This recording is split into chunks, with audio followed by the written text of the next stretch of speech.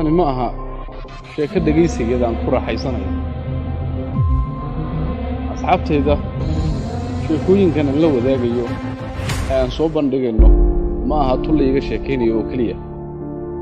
waa tu aan nabcaysanayo inaan dhegaysto, laakiin khasab ay tahay inaan bulshada la wadaago.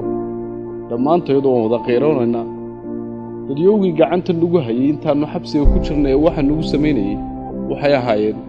dadkii aan wada dhalannay, aan wada shaqaynay, eena aad ku naqaanay. xanuun badan ay run ahaantii leedahay inaan ka sheekayno waan idiin soo gudbino. bismillahi raxmaani raxiim. aniga magacayga waxaa la yidhaha halkan xasan axmed. haddii aan ku horeeyo sidii la ii qabtay maalin khamiisa taariikhduna ay tahay 22 January 2015 saacaddu ay tahay 9 galabnimo ayaa Khadar Dheere ila soo hadlay. wuxuu igu yidhi xaggee joogtaa? waxaan u sheegay meesha aan joogay. wuxuu igu yidhi waynu israacaynaa, halkaa igu sug. halkii baan sii fadhiyey. 9:15 markay tahay yaa Khadar Dheere ii yimid isagoo ula socdo Sheekh Mukhtaar. waxaa la igu yidhi qalabkaagii alaabadaada soo qaado, moobayladaada iyo kombiyuutaradaada soo qaado.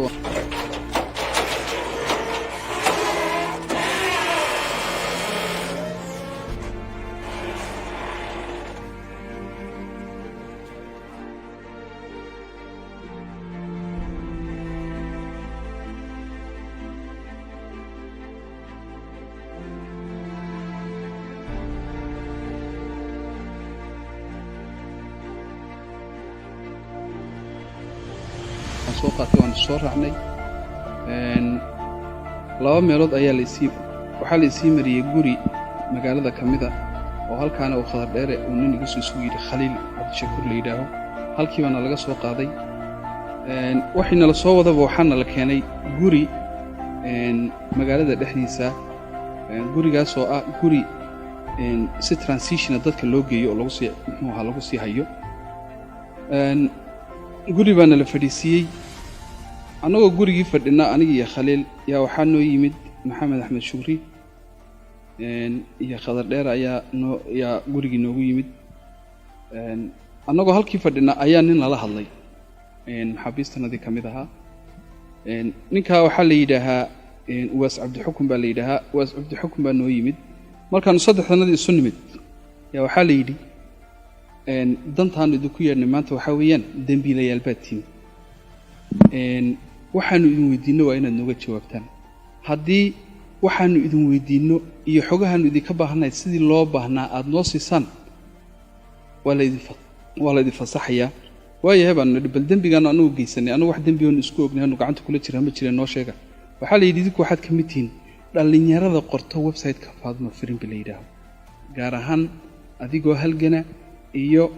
Uwaas Cabdixukun waxaa tihiin dadka maashinka oo ah dhaqdhaqaaqa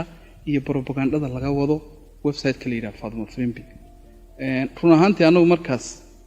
arrintaas waxaanu u sheegnay inaannu beri ka nahay. waxa la yaala waxaaba yaraatee arrintaa ku sifoobaanu leenahayn ayna jirin. marka muddo dheer aan wada joognay ee moobayladanadiina laga qaaday, facebookanagii ay baadheen kadib waxay noo soo jeediyeen arrin ah in haddii arrintan loo haysto ay xogta loo baahan yahay ka bixin waayaan inaan hay-adaha nabadgelyada ay nagu wareejinayaan. kadib waxaanu nidhi annagu wax dembigoonu haba yaraatee isku ognahay ma jiro. hadday ka fursan weyday inaad hay-adaha nabadgelyada nagu wareejisaan annagu diyaar baanu u nahay, hana lagu wareejiyo. laakiin waxaa la yaalla waxaaba yaraatee dhibo aanu geysanay oo arrimaha la xidhiidha ma jiro. 9 fiidnimo markay tahay ayaa gaadhi qabaala ayaa xaafaddii soo dhex galay. gaadhigaa waxaa la socda 10 nin. hardtop ahaa. hardtopkaas wuxuu ahaa hardtopka Sheekh Furaan. 10 nin baa la socotay oo liyu boolisa. waana la soo saaray. gaadhigiiba halkaana laga soo saaray.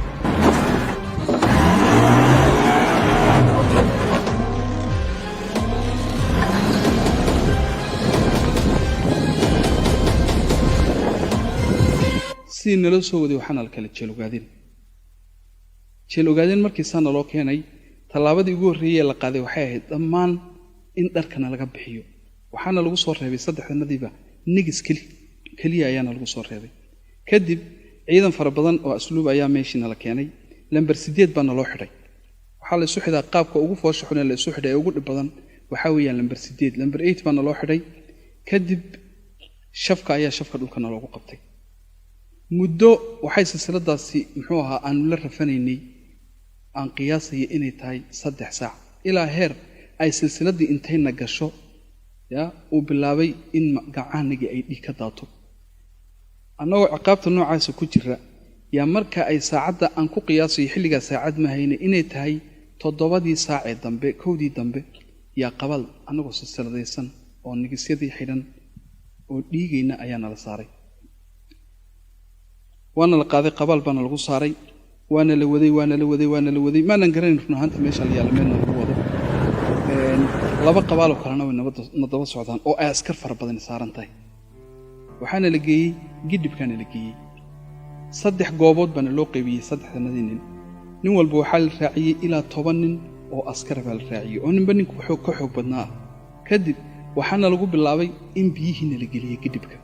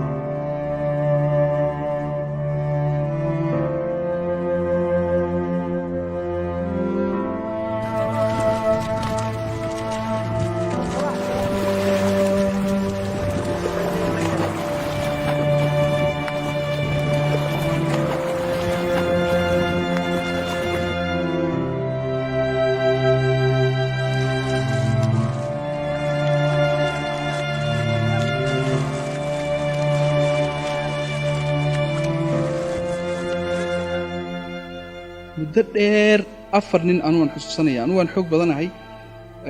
aniga waxay ihaysay silsilad baan ku xidhanahay ma awoodo isma control karo biyihii baa leeyla dhex tagay muddo aan ku qiyaasay inayna hal sax ka yareen ayaa biyihii lagu ciqaabiyay markana la ciqaabayo waxaana dul taagan oo amarka bixinaya nin la yiraahdo Shamaaxiye oo taliyaha xabsiga ahaa xilligaas kolba la soo hadlaya mas'uuliyiin baa la soo hadlaysa ragii wax ma ka haysan baa la leeyahay kolba in yar baa waqti yarna la siinayaa chance yar oo 1 minute dhaneen ma haysan xog dhaba Faadumo Firin biyaa qora Faadumo Firin muxuu xogtaad ka haysan sheega yana lagu lahaa biyahana lagu celinayay ilaa muddo ilaa waxa biyihina la gelinayay ilaa aanu gaarnay inaan unconscious noqono oo totally runaantii aanu ma ogeyn gool gidibka la geeyeen baan ogaa laakiin mar la iga keenay ma ogeyn marka aan ogaaday ee igu dambeeyay igu xigtay miyir waxay ahayd habeennimada aroornimadii dambe markay 4 saac ahayd yaan sarkay anoo qol yar oo sibira dhex fadhiya inta ka horeysay oo dhan maan ogeyn runaantii waan xusuustaa inay meeshan tahay meel la isku ciqaabay caqabadahay waxaan ogaaday markii aan soo miirsaday yaa albaabkan soo fiiriyay magac baan ku arkay magacaas muxuu ahaa Khadiir Cabdiraxmaan baan ku arkay oo hadda ka hor muddo ku xidhnaan jiray halka caqabada ku jiray oo iga sheekeyn jiray marka waxaan xusuustay caqabadu iga sheekeyn jiray Khadiir ee uu ku jiray inay caqabadan tahay markaas soo miir aniga igu horeysay kadib caqabadii sibirka ahayd dhaxan aad u badan baa jirta waxaan ku jiray aniga oo dhaawaca oo gamcuhu dhiigayaan oo laba gada qamxood qaadi karin muddo 17 cishaan ku jiray oo ay barreen gamcuhu infection intay qaadeen aan labada qamxood qaadi lahayn cunto ma cuni karayo musqul ima geynayo meesha gudaheedan ku saxaroonaya 17 cisho kadib yaa waxa la iga soo saaray meeshii caqabada ahayd anigoo weli nigiskii xidhan anagoo 7 ayaana la soo saaray waxa la isugu kana keenay jiingad yar oo cidhiidhiya oo aad u kulul habeenkii qabow maalintiina kuleyl aadan joogi karin dushayna naga xidhan tahay waxaan nahay 7 aniga Siraaje Xaaji Mataan Khaliil Khadiir Ahmed Saafi 7 noocaas aan nahay waxaan ku jiray 22 cishaan halka ku jiray waanu bedelanay waanu casaan nooc kala noqonay waayo habeenkiina waa qabow maalintiina waa kuleyl mayd ma helo biyo ma helo waxba ma helo cuntadana la siinayaa waxaa weeyaan furun engegan oona naftaadu ogolaanayn ma raba inaad cunto bariiskana la siinaya waxaa weeyaan bariis biyo intii lagu shubay laga soo rogay oo aan cunahaaga ka degin cunahaaga aan ka degin oo waxba lahayn saliid lahayn waxba lahayn oo damiirkaagu xitaa ay adag tahay in maad garanaysaa aad qudato qaadato run ahaantii markaanu in muddo halkaa ku jiray aan ku qiyaasaya inay bil ahayd eenu halkaa ku dhex saxaroonaynay halkaa ku dhibaataysnayn meeshaas marka sibidh ma ah run ahaantii laakiin waa caro wax gogola ma haysano 22 kaa cisho waxaanu xidhannahay nigis baanu xidhannahay intanaduba 22 cisho markaanu halkaa ku jiray yaa habeenada ka mida markay saacaddu ahayd 7 saac habeenimo yaa waxaa noo soo galay taliyihii xabsiga iyo askar muxuu ahaa isugu jirta liyu boolis iyo asluub dhammaantano sidii caadada ahayd in loo xidhi jiray baa naloo xidhay number 8 baa naloo xidhay baabuur qabaala ayaa dabadana laga saaray waxaanu nidhi xageed nagu wadan wuxuu yidhi madaxweynihii baa la idiin geynayaa waxaanu ku nidhi haddii madaxweynaha naloo geynayo sababta annagoo qaawana loogu geynayo ama naloo xidhayaa maxay tahay waan xusuustaa tani ma aha sheeko dhegaysigeeda aan ku raaxaysanayo asxaabtayda sheekooyinkan aan la wadaagayo ee aan soo bandhigayno ma aha tu la iga sheekaynayo oo keliya waa tu aan nabcaysanayo inaan dhegaysto laakiin khasab ay tahay inaan bulshada la wadaagno dhammaantood waan wada qeyroonaynaa dadyowgii gacanta nagu hayay intaannu xabsiga ku jirnay ee waxa nagu samaynayay waxay ahaayeen dadkii aan wada dhalannay aan wada shaqaynay eena aad ku naqaanay xanuun badan ay run ahaantii leedahay inaan ka sheekayno waan idiin soo gudbino bismillahi raxmaani raxiim aniga magacayga waxaa la yidhaha halkan xasan axmed haddii aan ku horeeyo sidii la ii qabtay maalin khamiisa taariikhduna ay tahay 22 January 2015 saacaddu ay tahay 9 galabnimo ayaa khadar dheere ila soo hadlay wuxuu igu yidhi xageed joogtaa waxaanu sheegay meesha aan joogay waayahay wuxuu igu yidhi waynu israacaynaa halkaa igu sug halkii baan sii fadhiyey 9:00 markay tahay yaa khadar dheere ii yimid isagoo ula socdo sheekh mukhtaar waxaa laygu yidhi qalabkaagii alaabadaada soo qaado moobayladaada iyo kombiyuutaradaada soo qaado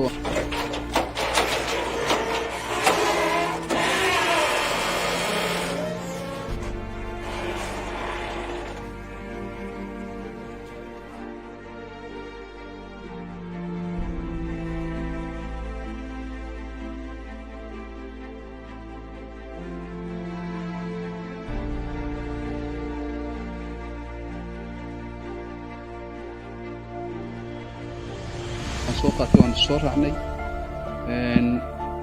2 meelood ayaa waxaa la isii mariyay guri magaalada ka mida oo halkaana uu khadar dheere uu nin igu soo yidhi khaliil cabdishakuur la yidhaaho halkii baana laga soo qaaday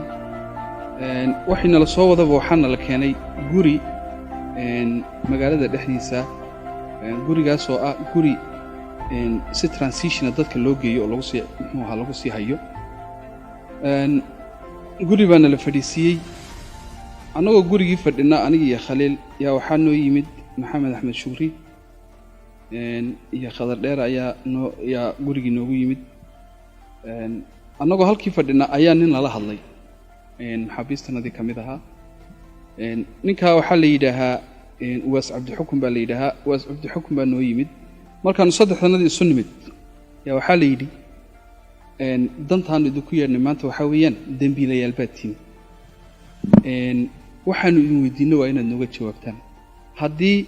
waxaanu idin weydiinno iyo xogahaanu idinka baahannahay sidii loo baahnaa aad noo siisaan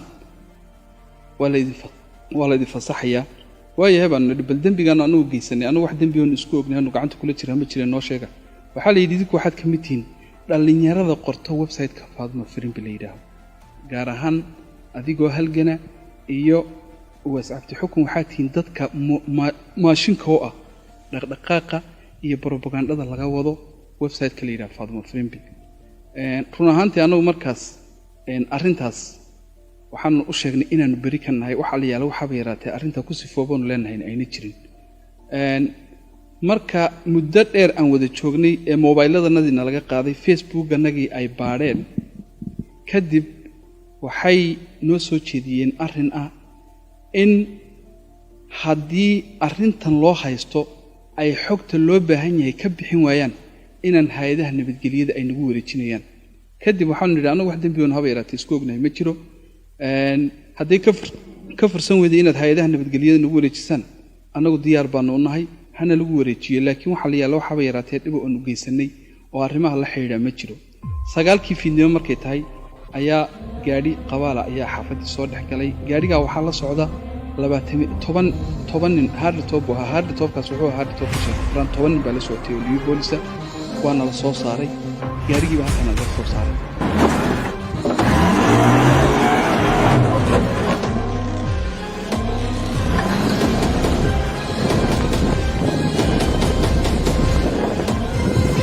si nala soo waday waxaana la kala jeel ogaadeen markii saana loo keenay tallaabadii ugu horreeyay la qaaday waxay ahayd dhammaan in dharkana laga bixiyo waxaana lagu soo reebay saddexdanadiiba nigis keliya ayaana lagu soo reebay kadib ciidan fara badan oo asluub ayaa meeshiina la keenay lambar 8 baana loo xidhay waxaa la isu xidhaa qaabka ugu foosha xun ee la isu xidhay ee ugu dhib badan waxaa weeyaan lambar 8 lambar 8 baana loo xidhay kadib shafka dhulkana loogu qabtay muddo waxay silsiladaasi muxuu ahaa aanu la rafanaynay aan qiyaasaya inay tahay 3 saac ilaa heer ay silsiladii intayna gasho uu bilaabay in gacaanigi ay dhig ka daato annagoo ciqaabta noocaasa ku jira yaa marka ay saacadda aan ku qiyaasayo xilligaa saacad ma hayna inay tahay 7 saac ee dambe 1 dambe yaa qabal annagoo silsiladaysan oo nigisyadii xidhan oo dhiigayna ayaana la saaray waana la qaaday qabaal baana lagu saaray waana la waday maanan garanayn run ahaanta meesha la yaala meelna lagu wado laba qabaal oo kalena way nabadaba socdaan oo ay askar fara badan saaran tahay waxaana la geeyey gidibkaana la geeyey 3 goobood baana loo qaybiyey 3 nin walba waxaa la raaciyey ilaa 10 nin oo askar baa la raaciyey oo ninba ninku ka xoog badnaa kadib waxaana lagu bilaabay in biyihiina la geliyey gidibka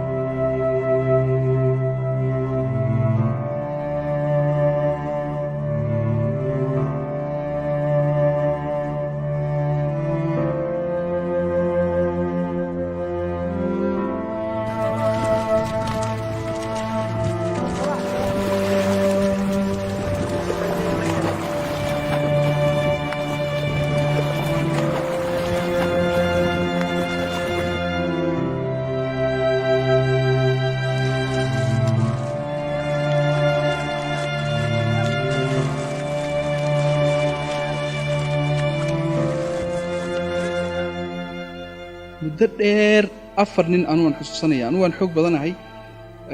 aniga waxay ihaysay silsilad baan ku xidhanahay ma awoodo isma kontrooli karo biyihii baa layla dhex tegay muddo aan ku qiyaasayay inayna hal sac ka yarayn ayaa biyihiina lagu ciqaabiyey markaana la ciqaabayo waxaana dul taagan oo amarka bixinaya nin la yidhaaho shamaaxiye oo taliyaha xabsiga ahaa xilligaas kolba waa lala soo hadlayaa mas-uuliyiin baa la soo hadlaysa raggii wax ma ka haysaan baa la leeyahay kolba in yar baa wakhti yarna la siinayaa chance yar oo 1 minute dhanayn ma haysaan xog dhaba faadumo firimbi yaa qora faadumo firimbi muxuu ah xogtaad ka haysaan sheega yaana lagu lahaa biyahana lagu celinayay ilaa waxaa biyihina la gelinayay ilaa aanu gaarnay inaan unconscious noqonno oo totally run ahaantii aanu ma ogeyn gool gidibka la geeyeen baan ogaa laakiin mar layga keenay ma ogeyn marka aan ogaaday ee igu dambeysay igu xigtay miyir waxay ahayd habeennimada aroornimadiidii dambe markay 4 saac ahayd yaan sarkay anoo qol yar oo sibira dhex fadhiya intaa ka horreysay oo dhan maan ogeyn run ahaantii waan xusuustaa inay meeshan tahay meel la isku ciqaabay caqabad tahay waxaan ogaaday markii aan soo miirsaday yaa albaabkan saa u fiiriyey magac baan ku arkay magacaasi muxuu ahaa Khadiir Cabdiraxmaan baan ku arkay oo hadda ka hor muddo ku xidhnaan jiray halka caqabada ku jiri jiray oo iga sheekin jiray marka waxaan xusuustay caqabadu iga sheekin jiray Khadiir ee uu ku jiri jiray inay caqabadan tahay markaasan soo miir aniga igu horeysay kadib caqabadii sibidhka ahayd dhaxan aad u badan baa jirta waxaan ku jiray aniga oo dhaawaca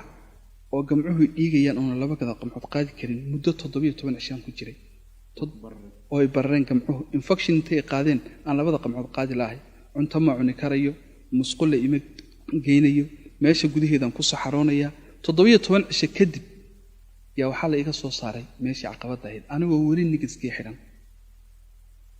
anagoo 7 ayaana la soo saaray waxa la isugu kana keenay jiingad yar oo cidhiidhiya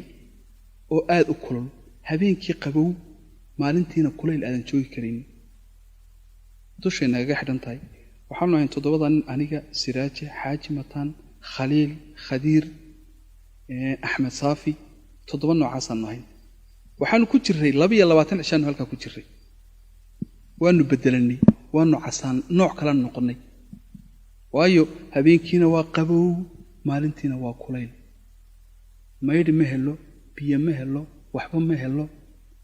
cuntada la siinaya waxa weeyaan furun engegan oo naftaadu ogolaanayn ma raba inaad cunto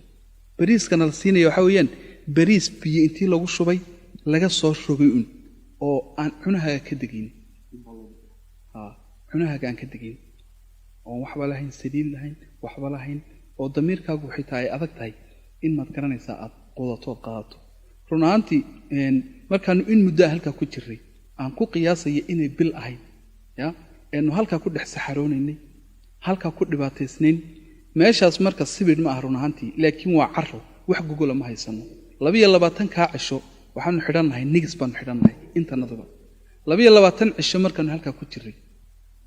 ya habeenada kamida markay saacadu ahayd 7 saac habeenimo yaa waxaan noo soo galay taliyihii xabsiga iyo askar muxuu ahaa isugu jirta liyu boolis iyo asluub dhammaantano sidii caadada ahayd in loo xidhi jiray baa loo xidhay number 8 baa loo xidhay baabuur qabaala ayaa dabadana laga saaray waxaan nidhi xageed lagu wadan wuxuu yiri madaxweynihii baa la idin geenaya waxaan ku nidhi haddii madaxweynaha loo geenayo sababta anagoo qaawana loogu geenayo ama naloo xidhaya maxay tahay waan xusuustaa